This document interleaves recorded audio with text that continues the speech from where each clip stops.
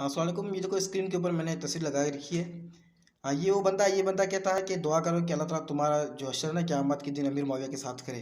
क्योंकि दुनिया के अंदर हम और भी सहाबा किराम से मोहब्बत करते हैं और अमीर मुआविया से भी मोहब्बत करते हैं। लेकिन ये बात इस बंदे से हज़म नहीं हो रही। तो ये कहता है कि आप दुआ करो कि अल्लाह ताला तुम्हारा हश्र है क़यामत वाले दिन अमीर मुआविया के साथ करे। तो हम तो उसके ऊपर आमीन कहते हैं, क्योंकि अमीर मुआविया इंशाअल्लाह सहाबी रसूल है, वो जन्नत में जाएँगे। उनके लिए अल्लाह के प्यारे पैगम्बर की जन्नत के लिए बिशार है उनके लिए। तो हम उसके ऊपर आमीन कहकर उसके साथ जन्नत में जाना चाहते हैं।